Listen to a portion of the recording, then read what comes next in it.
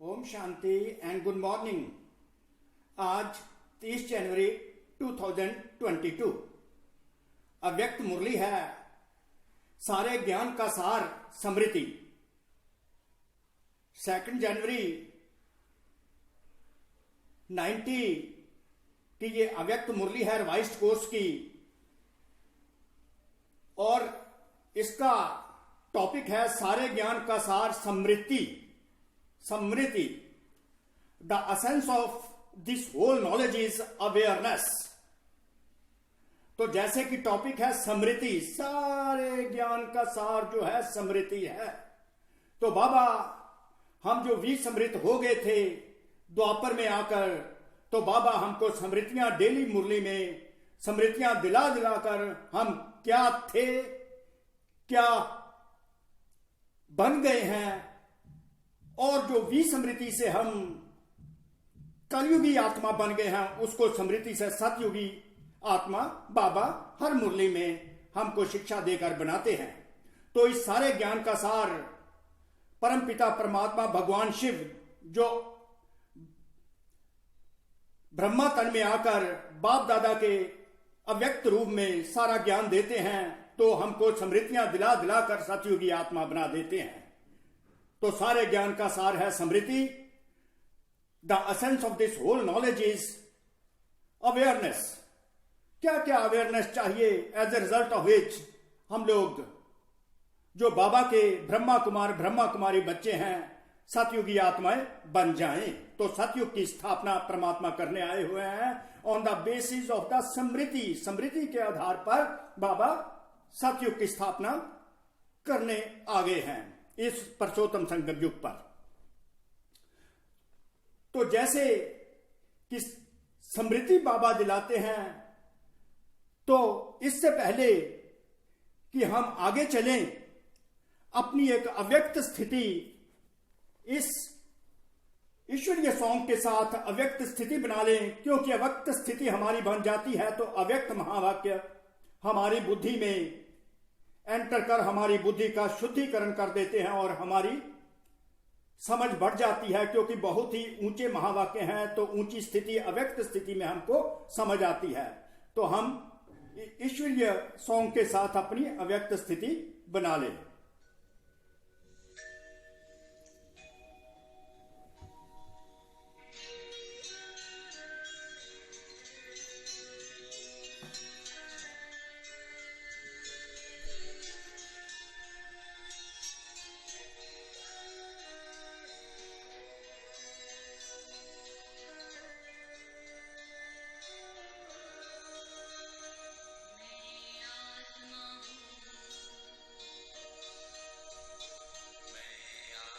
अव्यक्त स्थिति आत्मिक स्थिति में आ जाइए, सोल कॉन्शियसनेस स्टेज पर।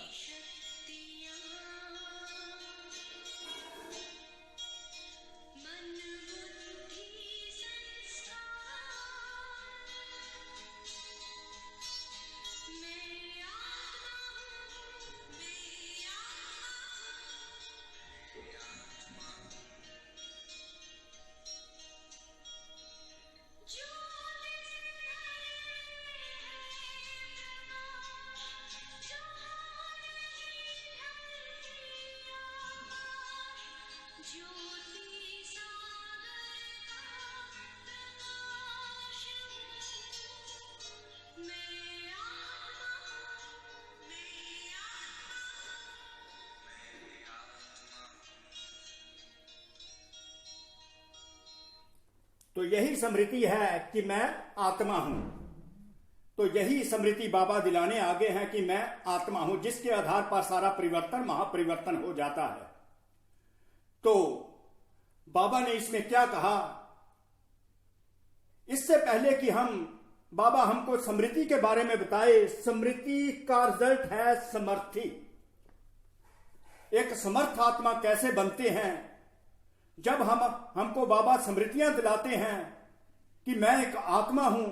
जैसे ही आत्मा का ज्ञान हमको बाबा देते हैं तो हमारे में एक वो पावर आने लगती है, बाबा आत्मा की सभी शक्तियां जागृत होने लगती हैं, तो हम समर्थ आत्मा बन जाते हैं।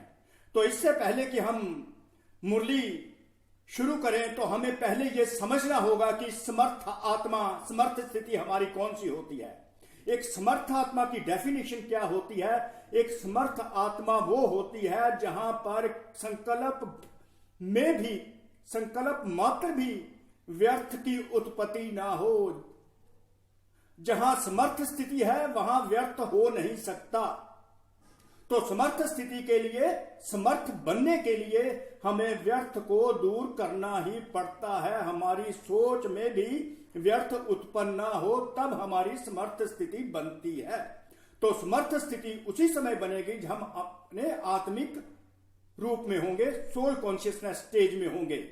तो व्यर्थ संकल्प में भी उत्पन्न नहीं होगा। तो तभी बाबा ने एक 26/12/2021 की मुरली में, जो रिवाइज्ड कोर्स 17 दिसंबर 89 की है, उसमें बाबा ने ये अपने बच्चों को समर्थ स्थिति बनाने के लिए स्लोगन दिया था, ना व्यर्थ सोचो, ना व्यर्थ देखो, ना व्यर्थ सुनो, ना व्यर्थ बोलो, ना व्यर्थ कर्म में समय गमाओ।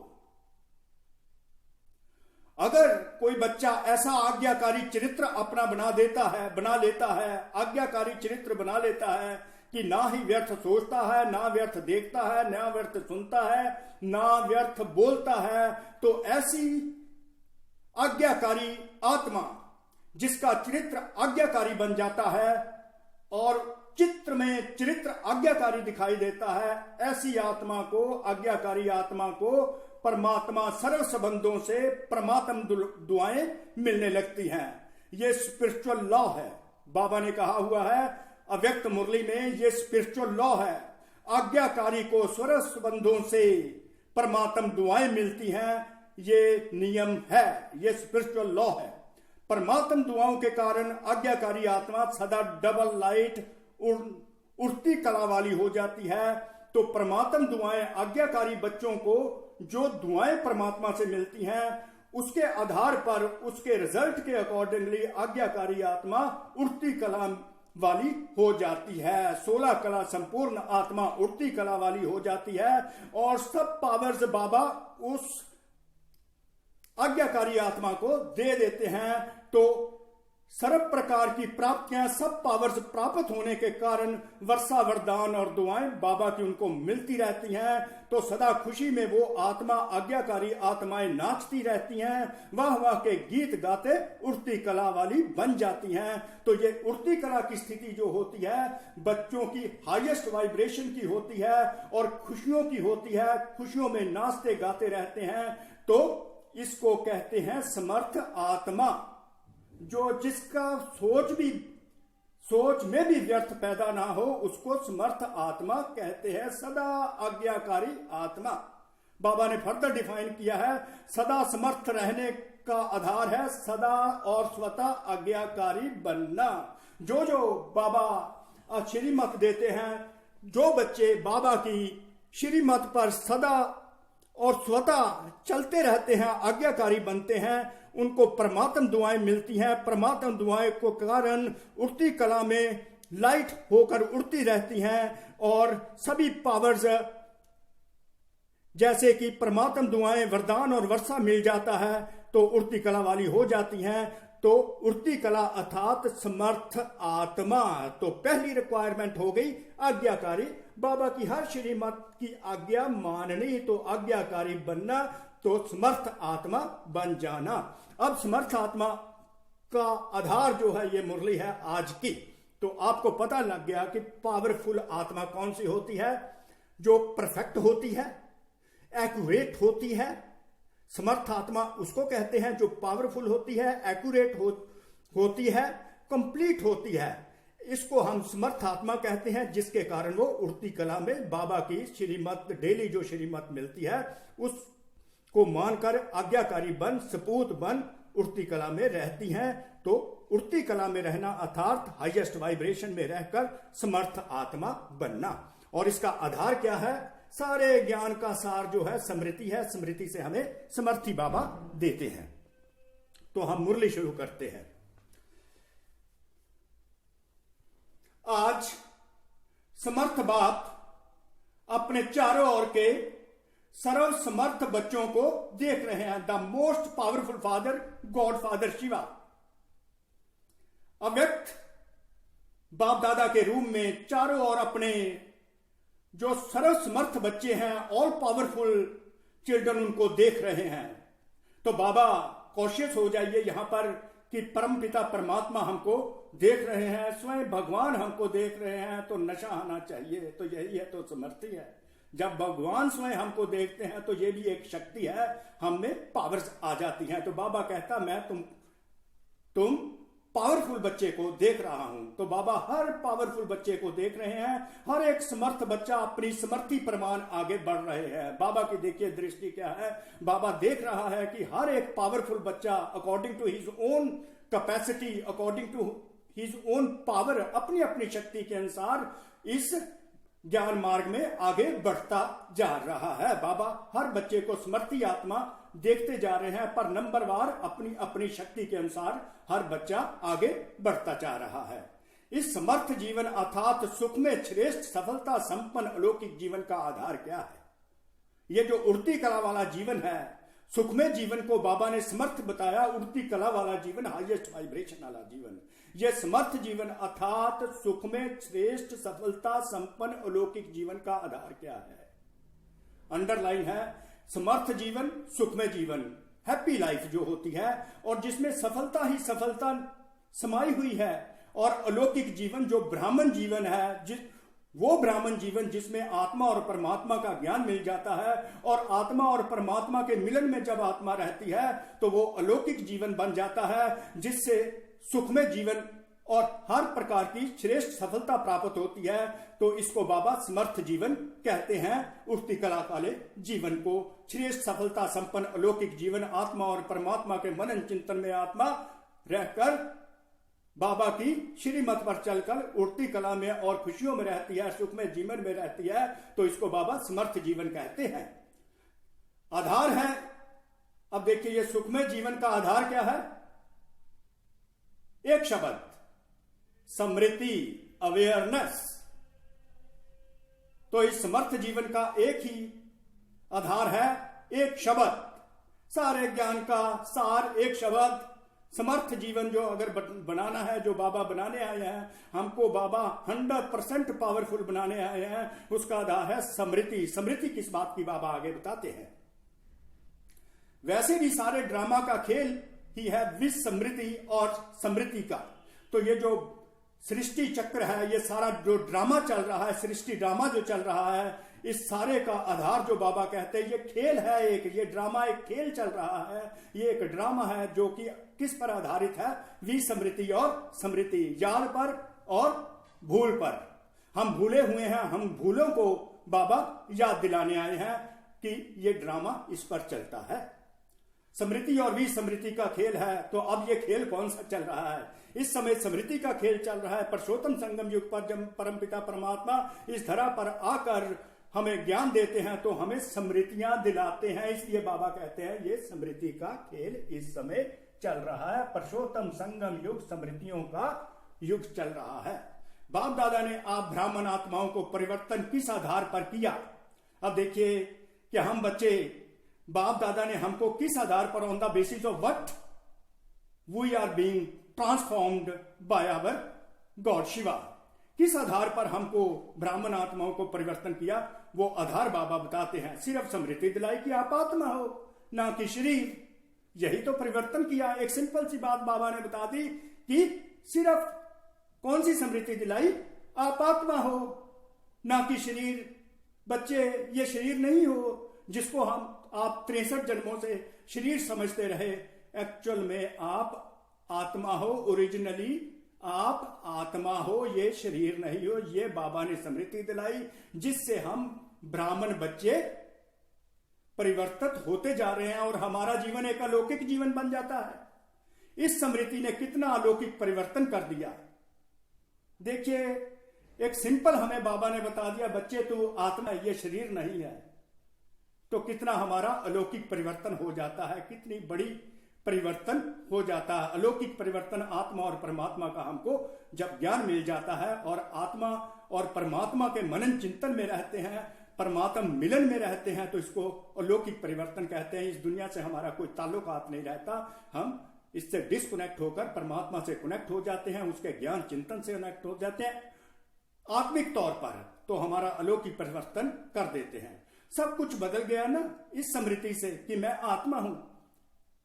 कितना बड़ा अलौकिक परिवर्तन हो गया, सब कुछ बदल गया ना। अब देखिए ये सबका अनुभव है कि जब हमें आत्मा का ज्ञान हो जाता है तो हम आत्मिक स्थिति में रहने लग जाते हैं, आत्मिक सोच बन जाती है, आत्मिक दृष्टि बन जाती है, आत्मिक वृत्ति बन जाती है, आत्मिक बोल बन जाते हैं, सब कुछ बदल जाता है। तो हम अलौकिक दुनिया में रहने लग जाते हैं, लौकिक से अलौकिक में संसार में चले जाते हैं। तो लौकिक सारा भूल जाता है, ये देह भूलने लगती है, हम संसार आत्मिक संसार में रहने लगते हैं। तो बाबा ने कहा इस स्मृति से कि मैं आत्मा हूं, इससे अलौकिक परिवर्तन कर लिया तो सब कुछ बदल गया ना। ये सबका अनुभव है।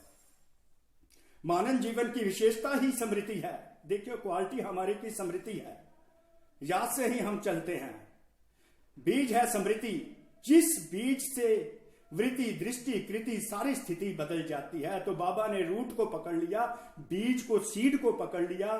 तो बाबा ने कहा ये जो बीज है वो है ही स्मृति। अगर स्मृति मैंने तुमको दिला दी कि तू आत्मा है, इस स्मृति इस आत्मिक बीज से तुम्हारी जो एटीट्यूड है, तुम्हारी वृत्ति एटीट्यूड है, जो दृष्टि है विजन है, जो कृति है, जो एक्शन है, कर्म है, सारी स्थिति बदल जाती है। तो स्मृति इक्वेशन बन गई, स्मृति वृत्ति दृष्टि कृति स्थिति। तो स्मृति से स्थिति की तरफ बाबा ले जाते हैं। तो हमारी सारी स्थिति बाबा स्मृति के आधार पर बदल देते हैं। On the basis of this awareness whole of the transformation of our state changes. स्मृति जिस बीज से वृत्ति दृष्टि कृति सारी स्थिति बदल जाती है, इसलिए गाया जाता है जैसी स्मृति वैसी स्थिति। तो परमात्मा ने हमारी स्थिति कौन सी बना दी? आत्मिक स्थिति बना दी। आत्मा के गुण, आत्मा की शक्तियां, आत्मिक ज्ञान सारा ही बदल गया। तो कितना बड़ा परिवर्तन, अलौकिक परिवर्तन परमात्मा ने इस स्मृति के आधार पर हमारी स्थिति बना दी। तो इस प्रकार बाबा कहते हैं कि इसलिए गाया जाता है जैसी स्मृति वैसी स्थिति। अंडरलाइन हर सर्कमस्टेंस में, हर स्थिति में इसको याद रखना है, जैसी स्मृति वैसी स्थिति। अगर स्मृति आत्मा की होगी तो स्थिति भी हमारी पावरफुल हो जाएगी। बाप ने फाउंडेशन स्मृति को ही परिवर्तन किया, तो बाबा ने फाउंडेशन को ही, रूट को ही बदल दिया। जब फाउंडेशन श्रेष्ठ हुआ तो स्वतः ही पूरी जीवन श्रेष्ठ हो गई। तो फाउंडेशन जो हो गया आत्मा बीज, तो सारा जीवन ही हमारा एलिवेटेड और बेस्ट बन गया, वेस्ट नहीं जाता, श्रेष्ठ जीवन बन जाता है। तो आत्मिक स्थिति से हमारा श्रेष्ठ जीवन बन जाता है। श्रेष्ठ हमारी स्मृति से, श्रेष्ठ स्मृति से श्रेष्ठ स्थिति बन जाती है। जिस श्रेष्ठ स्थिति बनने से हमारा सारा जीवन श्रेष्ठ बन जाता है। कितनी छोटी सी बात का परिवर्तन किया कि तुम शरीर नहीं आत्मा हो। देखो बाबा ने क्या किया, छोटी सी बात का परिवर्तन किया। तो एक छोटी सी बात का परिवर्तन किया, तुम शरीर नहीं हो, you are not a body but you are a soul. इस परिवर्तन होते ही आत्मा मास्टर सर्वशक्तिवान होने के कारण स्मृति आते ही समर्थ बन गई। देखिए अंडरलाइन, जब बच्चों को ये पता चलता है बाबा से, बच्चे तुम आत्मा हो, ये शरीर नहीं हो, तो एकदम ही क्या है, आत्मा मास्टर, आत्मा सर्वशक्तिवान पिता का बच्चा मास्टर सर्वशक्तिवान है, तो स्मृति में समर्थी आ जाती है। मास्टर ऑलमाइटी अथॉरिटी जब हमें पता चलता है तो हम पावरफुल बन जाते हैं। इस परिवर्तन होते ही मैं आत्मा नहीं, मैं आत्मा हूं, शरीर नहीं, तो हम मास्टर सर्वशक्तिमान की सारी शक्तियां हमारे में जागृत हो जाती हैं। अब यह समर्थ जीवन कितना प्यारा लगता है। अब देखिए ये सबका अनुभव है कि जब हम समर्थ आत्मिक स्थिति में होते हैं तो हमारी जो आत्मिक रूप में होते हैं, सोल कॉन्शियसनेस स्टेज में होते हैं, तो हम पावरफुल होते हैं। उस पावर्स के अकॉर्डिंगली हम कनेक्टेड होते हैं परम पिता परमात्मा भगवान सुप्रीम सोल के साथ। तो हमारा जीवन कितना लवली, कितना प्यारा, कितना सुंदर, कितना रमणीक लगने लगता है। ये सभी बाबा के बच्चों का अनुभव है। आप थोड़ा सा सोचिए कि आपका जीवन कितना प्यारा हो गया। एक छोटी सी बात बाबा ने परिवर्तित की कि बच्चे तू आत्मा है, शरीर नहीं है। स्मृति से स्थिति बनी, स्मृति से स्थिति, और स्थिति कितनी प्यारी बन गई, पावरफुल बन गई। बाबा की सब शक्तियां, मास्टर सर्वशक्तिवान के बच्चे हम बन जाते हैं तो हमारी सब शक्तियां जागृत हो जाती हैं, तो हमारा जीवन कितना प्यारा लगने लगता है, रमणीक बन जाता है, आनंदमय बन जाता है, पीसफुल बन जाता है, शांतमय सुखमय जीवन बन जाता है, प्यारा बन जाता है, जिसको हम सुखमय जीवन, समर्थ जीवन कहते हैं। उठती कला में रहने लगते हैं, स्वयं भी स्मृति स्वरूप बने और औरों को भी यह स्मृति दिलाकर क्या से क्या बना देते हो। बाबा कहते हैं आप तो स्मृति स्वरूप समर्थी बन जाते हो, पावरफुल बन जाते हो, औरों को भी यह स्मृति दिलाते, जैसे मैं तुमको स्मृति दिलाता हूं, तुम दूसरों को स्मृति दिलाकर तुम दूसरों को भी परिवर्तन कर देते हो और उनका जीवन भी बड़ा प्यारा और उठती कला में उनको ले जाते हो। इस स्मृति से संसार ही बदल गया। Wonderful. This world of God is so lovely.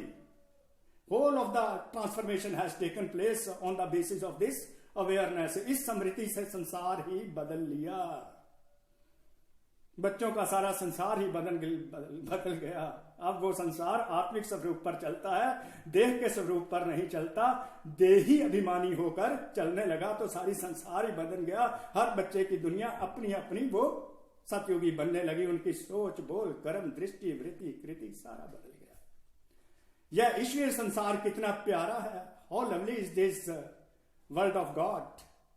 चाहे सेवा अर्थ संसारी आत्माओं के साथ रहते हो, देखो रहते तो हम इस दुनिया में लौकिक में ही हैं, तो बाबा कहते चाहे संसारी आत्माओं के साथ रहते हो लेकिन मन सदा अलौकिक संसार में रहता है। रहते हम जहां हैं, हमारे में मनन चिंतन आत्मा और परमात्मा का चलता है, मनन चिंतन ज्ञान का चलता है, परमात्मा के साथ हमारा मिलन होता रहता है। रहते हम लौकिक में हैं पर लौकिक मनन चिंतन चलते चलते हम लौकिक संसार में रहते रहते हम अलौकिक दुनिया में रहते रहते हैं। As a result of which हमें अपना जीवन बड़ा ही प्यारा लगता है, मधुर लगता है और रमणीक लगने लगता है। उठती कला में रहने लगते हैं, अलौकिक संसार में रहने लगते हैं। इतना बड़ा अलौकिक परिवर्तन हो जाता है। इसको ही कहा जाता है स्मृति स्वरूप। अब देखो स्मृति स्वरूप, समर्थी स्वरूप, कोई भी परिस्थिति आ जाए। अब देखो ऐसी जब शक्तिशाली बाबा ने बना दिया, स्मृति से समर्थी पैदा कर दी, तो बाबा कहते कोई भी परिस्थिति, कोई भी सिचुएशन आ जाती है तो लेकिन स्मृति स्वरूप जो समर्थ आत्मा होने के कारण परिस्थिति को क्या समझते। यह तो एक खेल है। कोई भी सिचुएशन आती है तो बाबा के बच्चे उसको खेल समझते हैं। तो बाबा देखो ये कोविड जो सिचुएशन आई, इसमें बच्चे जो आनंद ले रहे थे कि दुनिया तो क्या है रो रही थी, बाबा के बच्चे खेल समझकर इसको उठती कला में घरों में बैठकर बाबा के साथ अलौकिक संसार में रह रहे थे। कभी घबराए नहीं थे। भले कितनी भी बड़ी परिस्थिति हो लेकिन समर्थ आत्मा के लिए मंजिल पर पहुंचने के लिए सब रास्ते के साइड सीन अर्थात रास्ते के नजारे हैं। जो बाबा के बच्चे हैं, चाहे कितनी भी बड़ी परिस्थिति हो जाए तो बाबा देखो जो साइड सीन्स आते हैं, जो जो परिस्थितियां आ जाती हैं, जो जो विघ्न आ जाते हैं, जो जो प्रॉब्लम्स आती हैं, जो पेपर आते हैं, तो बाबा उनको साइड सीन के साथ स्मृति दिलाते हैं। मेरे बच्चे उनको साइड सीन्स के आधार पर ले लेते हैं। कोई भी समस्या आती, बाबा कहते ये तो मेरे बच्चे खेल समझ कर कि ये तो साइड सीन्स हैं, मंजिल पर हमने जाना। साइड सीन्स जो बाबा बच्चों को खेल समझा रहे हैं कि ये साइड सीन्स जो पेपर आते हैं, प्रॉब्लम्स आती हैं तुमको, ये साइड सीन्स हैं। यहां भी आजकल आबू दर्शन करने आते हो, देखो खर्चा करके लोग साइड सीन देखने जाते हैं। तो साइड सीन मेरे बच्चों को वो साइड सीन्स प्रॉब्लम्स भी अच्छी लगती हैं, विघ्न भी अच्छे लगते हैं, क्योंकि उनके लिए तो ये खेल बन जाता है ना। तो खर्चा करके भी साइड सीन देखने जाते हैं। यहां भी आजकल आबू दर्शन करने जाते हो ना, अगर रास्ते में साइड सीन ना हो तो वह रास्ता अच्छा लगेगा। देखो बाबा कैसे कंपैरिजन करके मुरली को ब्यूटीफाई, ज्ञान को कैसा ब्यूटीफाई रमणीक बनाते हैं। बोर हो जाएंगे अगर रास्ते में साइड सीन नहीं आएंगे।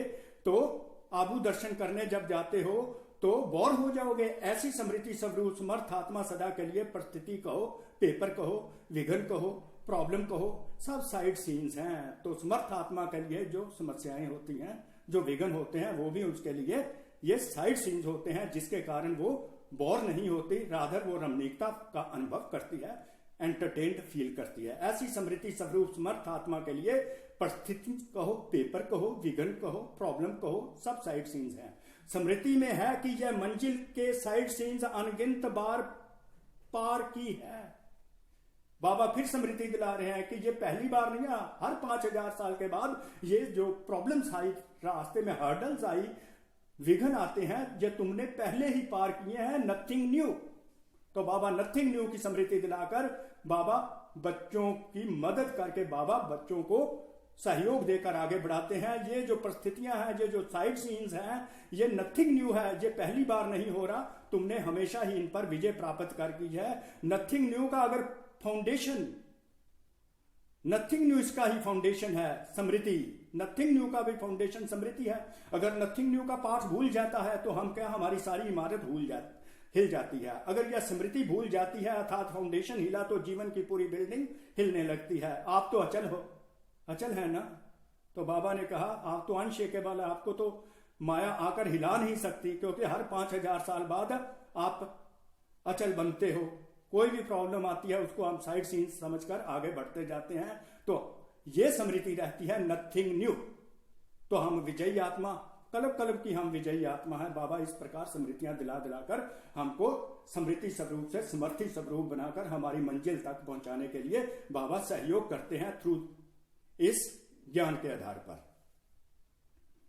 सारी पढ़ाई के चारों सब्जेक्ट का आधार भी स्मृति है। अब देखिए सारा स्मृति पर खेल चल रहा है, क्योंकि ये गेम ही इस समय स्मृति की है।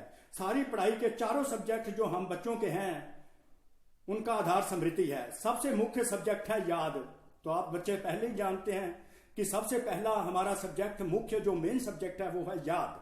याद अर्थात स्मृति में मैं कौन, बाप कौन, याद क्या है, मैं कौन हूं, मेरा फादर कौन है, सुप्रीम फादर कौन है। तो दूसरी सब्जेक्ट है ज्ञान। स्मृति दिलाई कि मैं कौन, मैं एक आत्मा, तो मेरा फादर कौन है, सुप्रीम आत्मा। तो दूसरी सब्जेक्ट ज्ञान, बाबा ने रचता और रचना का ज्ञान दिया, उसका भी फाउंडेशन स्मृति दिलाई कि अनादि क्या हो, अटर्नली तुम क्या हो, और आदि में ओरिजिनली तुम क्या हो, और वर्तमान समय आज भी तुम क्या हो, ब्राह्मण सो फरिश्ता। आत्मा परमात्मा, आज ब्राह्मण सो फरिश्ता, फरिश्ता सो देवता भी कितनी स्मृतियां दिलाई हैं। तो बाबा ने ये सारी स्मृतियां दिलाई हैं। तो ज्ञान की स्मृति हुई ना, याद की स्मृति दिलाई, ज्ञान की स्मृति दिलाई। तो तीसरी सब्जेक्ट है दिव्य गुण, डिवाइन वर्चुअस। दिव्य गुणों की स्मृति दिलाई कि आप ब्राह्मणों के ये गुण हैं, हमको हमारे सारे वर्चुअस, हमारी क्वालिटीज बाबा ने हमको याद दिलाई। गुणों की लिस्ट भी स्मृति में रहती है, तब समय प्रमाण उस गुण को कार्य में, कर्म में लगाते हो। सारे गुणों की स्मृति होती है, तो कोई भी सिचुएशन होती है, हम उस गुण के आधार पर उस सिचुएशन को ओवर पावर कर लेते हैं, तो हम विजयी आत्मा कहलाते हैं। कोई समय स्मृति कम होने से क्या रिजल्ट होती है, कोई याद हमें भूल जाती है तो क्या रिजल्ट होता है, समय पर गुण यूज नहीं कर सकते हो। जब समय बीत जाता है, स्मृति में आता है कि यह नहीं करना चाहता था लेकिन हो गया।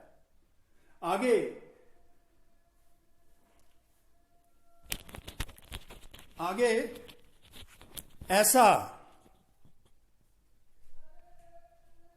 तो दिव्य गुणों को भी कर्म में लाने के लिए स्मृति चाहिए। अभी अभी ऐसे अपने पर भी हंसते हो, वैसे भी कोई बात, कोई चीज समय पर भूल जाती है तो उस समय क्या हालत होती है। चीज है भी लेकिन समय पर याद नहीं आती तो घबराते हो ना। ऐसे समय भी समय पर स्मृति ना होने के कारण कभी कभी घबरा जाते हो। तो दिव्य गुणों का आधार क्या हुआ, सदा स्मृति स्वरूप। तो दिव्य गुणों का क्या आधार हुआ, स्मृति। दिव्य गुण भी तभी याद रहते हैं जब स्मृति स्वरूप रहते हैं। तो ए लिटिल पॉज।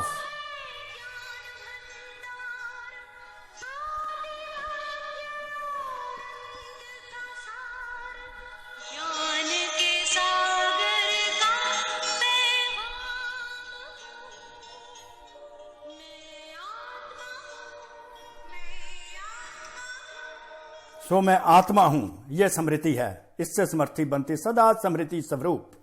सारे गुणों का, दिव्य गुणों का आधार है स्मृति स्वरूप। निरंतर और नेचुरल दिव्य गुण सहज हर कर्म में, कार्य में लगता रहेगा। चौथी सब्जेक्ट है सेवा।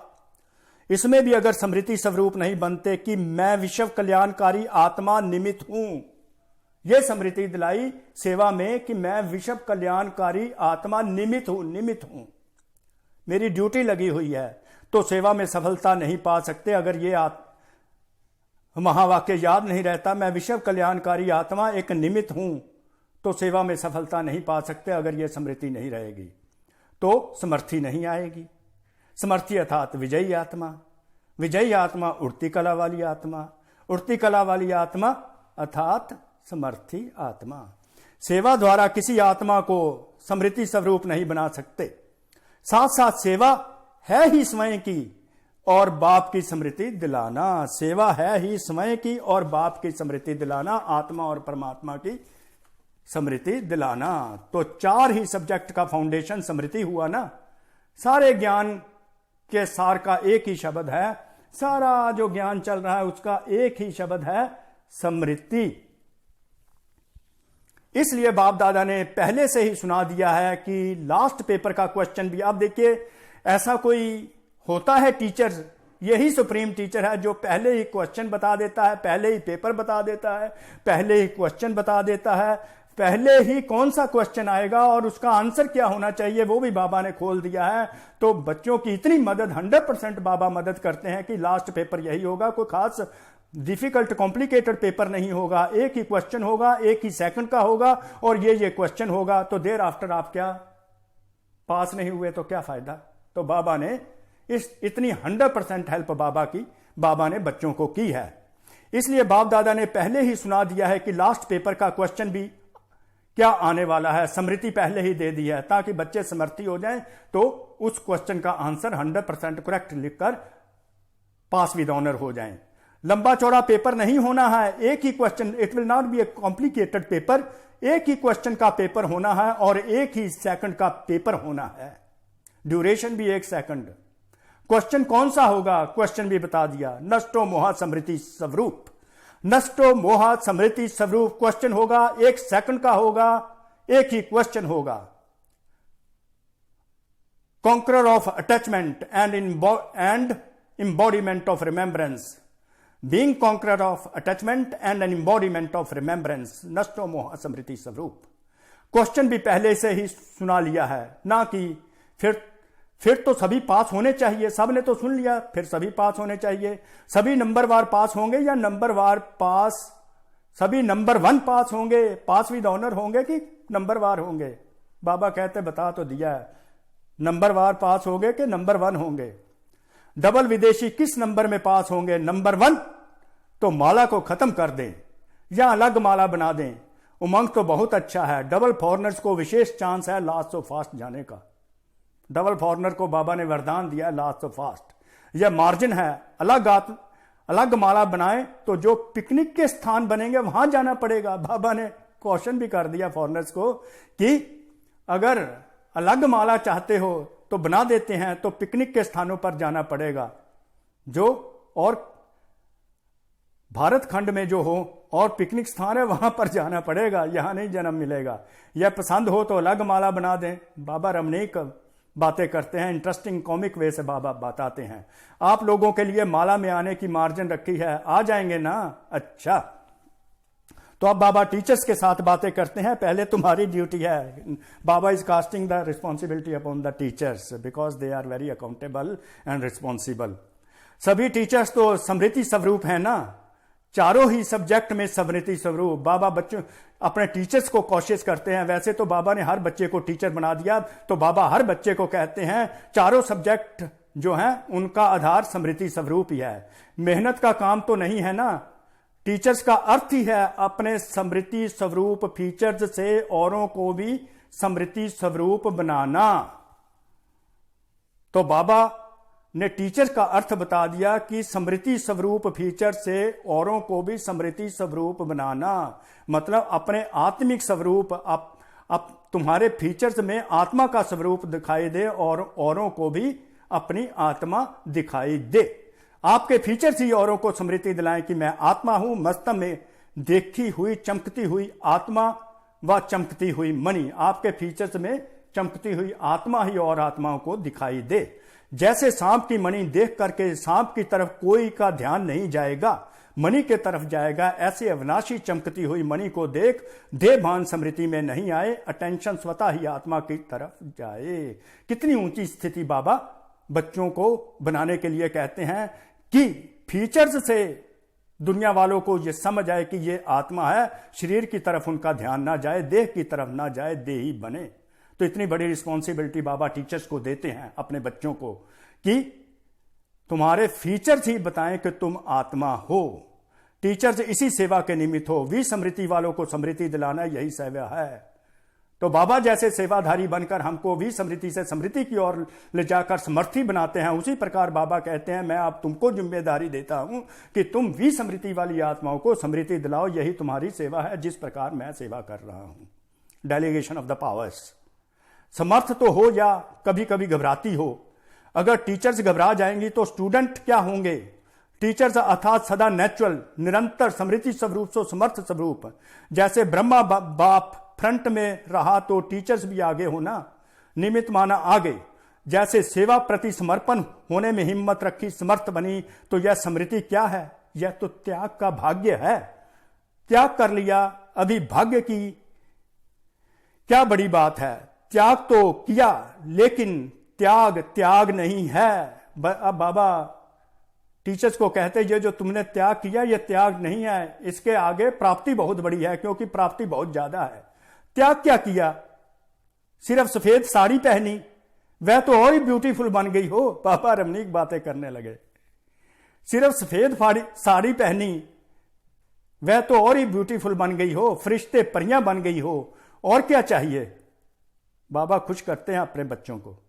बाकी खाना पीना छोड़ा, वह तो आजकल डॉक्टर्स भी कहते हैं ज्यादा नहीं खाओ, कम खाओ, सादा सादा खाओ। आजकल तो डॉक्टर भी खाने नहीं देते। बाकी क्या छोड़ा? गहना पहनना छोड़ा। आजकल तो गहनों के पीछे चोर लगते हैं।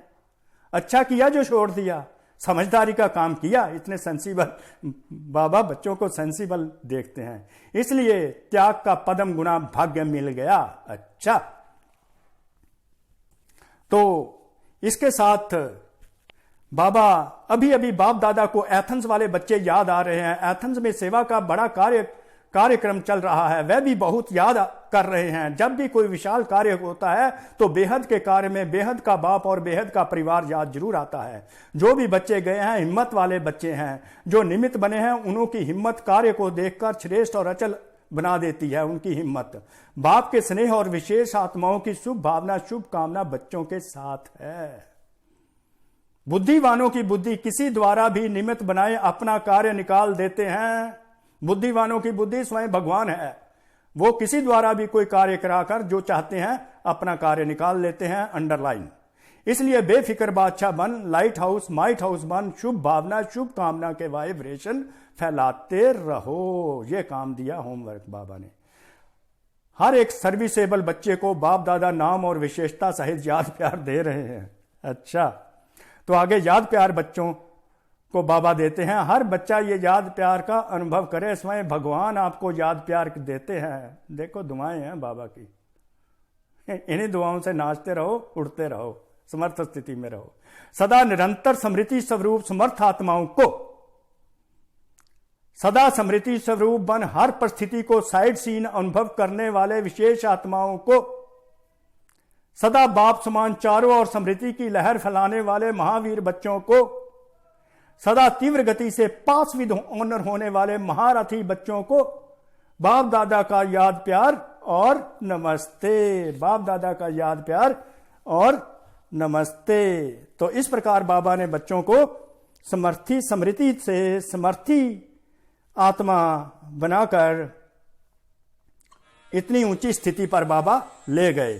तो यह है मेन पार्ट मुरली का। तो आगे बाबा वरदान अपने बच्चों को देते हैं।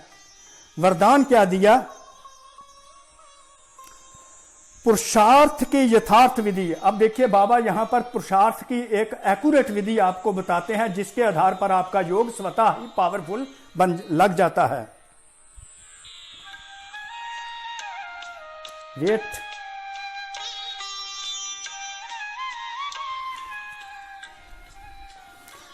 पुरुषार्थ की यथार्थ विधि द्वारा सदा आगे बढ़ने वाले सर्व सिद्धि स्वरूप भाव, सिद्धि स्वरूप का बाबा ने वरदान दे दिया कि कौन सा पुरुषार्थ करें, कौन सी विधि अडॉप्ट करें जिससे हम सफलता को प्राप्त करते रहें हर परिस्थिति में।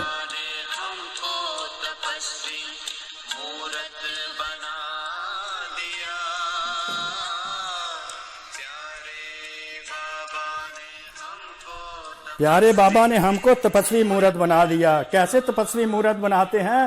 पुरुषार्थ की यथार्थ विधि से। कौन सी यथार्थ विधि है? एक्यूरेट तरीका बाबा बताने लगे। पुरुषार्थ की यथार्थ विधि है अनेक मेरे को परिवर्तन कर एक मेरा बाबा। मेरा मेरा हम लोग करते रहते हैं, तो बाबा अपने बच्चों को कहते हैं सब मेरा मेरा भूल कर उसको परिवर्तन कर दो। तो मेरा बाबा कहते हो, जहां भी मेरा आए तो बाबा याद आ जाए।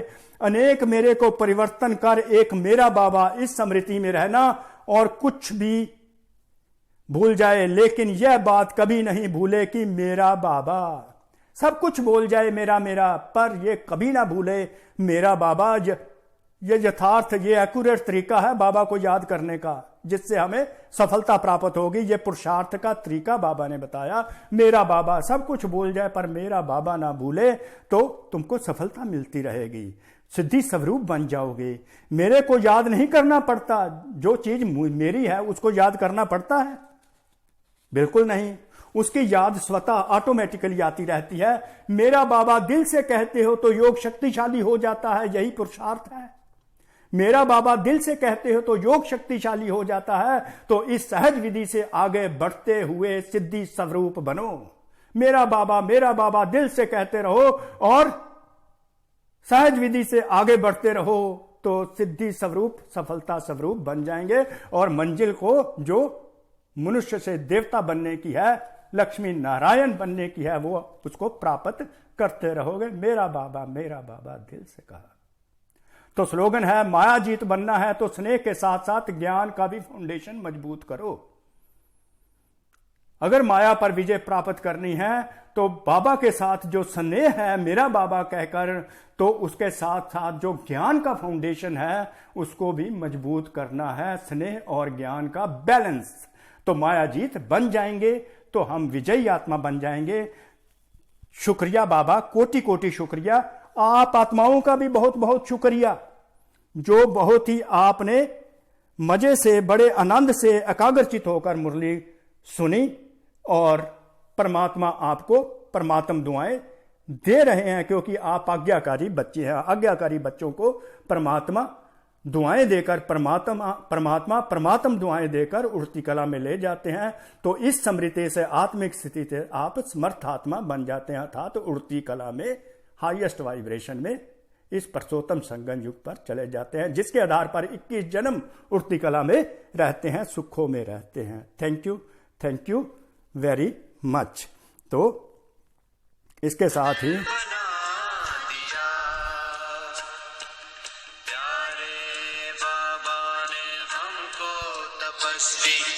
मूरत बना दिया,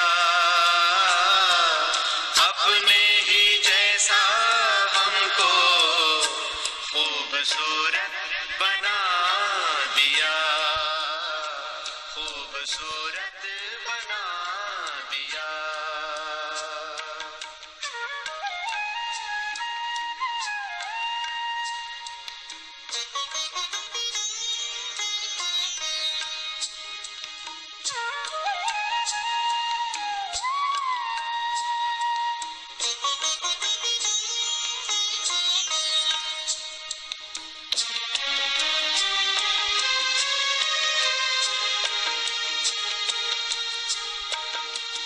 संसार की फिर से समस्या मिटा